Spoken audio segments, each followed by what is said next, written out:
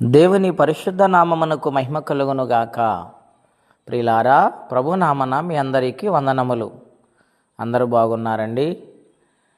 మీరు క్షేమముగా ఉండాలని, ప్రతి ఒక్క సమస్య నుండి విడుదల పొందాలని, దేవుడు ఆరోగ్యములు ప్రసాదించాలి మీకని ప్రతినిత్యము కూడా ప్రార్థన చేయించి ఉన్నాము. దేవుని వాక్యము ధ్యానిద్దాము. లూకాసు వార్త 10వ అధ్యాయము 20వ వచనం. అయినను దయ్యములు మీకు లోబడుచున్నవని సంతోషింపక మీ పేరులు పరలోకమందు రాయబడి ఉన్నవని సంతోషించుడని వారితో చెప్పాను. ప్రియమైన దేవుని బిడ్డలారా, యేసుక్రీస్తు వారు శరీరధారిగా ఉన్న దినాలలో ఆయన వాక్యం బోధిస్తూ ఉండగా అనేక మంది ప్రజలు పట్టబడ్డారు. వారిలో అనేక మంది స్వార్థ ప్రకటించుటకు 70 మంది శిష్యులను ఆయన నడిపిస్తూ ఉండగా వారిని గ్రామాలకు వెళ్ళి స్వార్థ ప్రకటించమన్నారు. వారు సంతోషముతో స్వార్థ ప్రకటించుటకు ప్రయాణమై వారు వెళ్ళి ఉన్నారు. వారు ప్రార్థిస్తుండగా, వాక్యము బోధిస్తూ ఉండగా, పరలోక రాజ్యముల గురించి చెబుతూ ఉండగా అనేక మంది ఆకర్షితులవుతూ ఉన్నారు. అలాగే వారు చేతులు వేసి ప్రార్థిస్తూ ఉండగా దయ్యములు పారిపోతూ ఉన్నాయి. రోగములకు స్వస్థత వస్తుంది. బలహీనత నుండి విడుదల పొందుతూ ఉన్నారు. ఎలాగునూ కార్యాలు జరుగుతూ ఉండగా వారు ఎంతో సంతోషభరితులై ఉన్నారు. వారు స్వార్థను ముగించుకొని తిరిగి ప్రయాణమై యేసయ్య దగ్గరకు వచ్చి, అయ్యా, మేము ప్రార్థన చేస్తూ ఉంటే దయ్యాలు పారిపోతున్నాయి, రోగాలు తొలగిపోతున్నాయి, మనశ్శాంతిని కలుగుతుంది, ప్రజలకు సమాధానం వస్తూ ఉంది అని ఒకరిని మించి ఒకరు మాట్లాడుతూ ఉన్నారు. ఆయన వారి అమాయకత్వాన్ని చూసి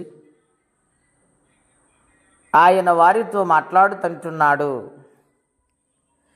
సాతాను మెరుపు వలె ఆకాశం నుండి పడుట నేను చూశాను గనుక బహుజాగ్రత్త కలిగి మీరు సువార్త ప్రకటించాలని చెబుతూ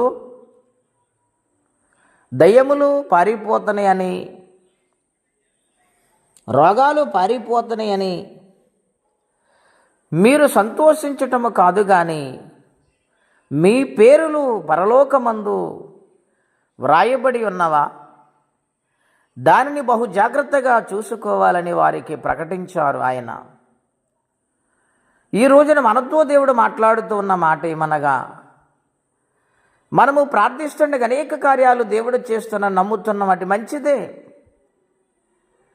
మరి మన పేరులు జీవగ్రంథము నుండి లాగిన పరిశుద్ధాత్మ సహాయమును, దేవుని భయమును, భక్తిలో నమ్మకత్వాన్ని ఆయన్ను చూస్తూ ఉండగా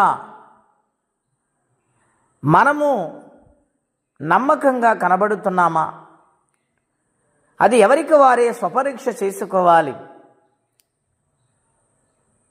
ఈ లోకములో ఉన్నది వేరు, నిత్య రాజ్యములో ఉన్నది వేరు. ఈ లోకములో ఉన్నప్పుడే ఆయనకి ఇష్టము లేని కార్యాలు మనలో నుండి తొలగించుకోవాలి. ఆయనకి ఇష్టము లేని పనులు మానివేయాలి. ఆయన బాధపడుతున్న ఏ పనైనా సరే దాన్ని విడిచిపెట్టేయాలి. మనకిష్టమైనవి ఆయనకి ఇష్టము లేనివి కూడా ఉంటాయి కనుక వాటిని విడిచిపెట్టి ఆయన సన్నిధానములో బహుజాగ్రత్తగా బ్రతికితే, ఏమండి, ఈ లోకం ఎన్నటికీ శాశ్వతమైనది కాదు. మనకు నిత్య శాశ్వతమైనది నిత్య రాజ్యం. దాని గురించి మనము ప్రతినిత్యము ప్రాకులాడి బ్రతిమాలుకునే వారిగా దేవుని సన్నిధిలో ఉండాలని, ఆ రాజ్యము వాక్యం వింటున్న ప్రతి ఒక్కరికి, మనందరికీ ఆ దేవదేవుడు దయచేయాలని కోరుకుంటూ ఈ మాటలు ముగిస్తూ ఉన్నాను. ప్రార్థనండి. అత్యంత కృప కలిగిన దేవా, మహోన్నతమైన మీ నామము కొరకై వందనములు. మీ మహాకృప దయను బట్టి ఈ ఉదయకాల సమయంలో అనేక సత్యాలు మాకు బోధిస్తున్నారు మీ శిష్యుల ద్వారా. అవును ప్రభువా, ప్రార్థించినప్పుడు కార్యము జరిగిందని మైమరచి మాట్లాడటము కాదు కానీ మా పేరులు జీవగ్రంథములో ఉన్నవో లేదో ప్రతినిత్యము కూడా నీ సన్నిధానములో నమ్మకంగా బ్రతిమాలుకునేవారిగా కృపా సహాయం ఇవ్వండి. ఎవరి కష్టములో బాధలు ఇబ్బందుల్లో ఉన్నారో వారికి నీ సహాయమును పంపించమని. నాయన మంచి రిజల్ట్తో బిడ్డలు అనేక మంది పాస్ అయ్యారు. కొంతమంది నాయన కొన్ని సబ్జెక్ట్స్ తప్పినాయి గనుక వారిని మరలా రాయటానికి మీ కృపనిచ్చి మంచి ర్యాంకుల వారు పాస్ అవ్వడానికి సహాయం చేయమని. కష్టపడుతున్న వారి రెక్కలను బలపరచండి. రక్షణ లేని వారికి రక్షణ ఇవ్వండి. సంతానము లేని వారికి సంతానము దయచేయండి.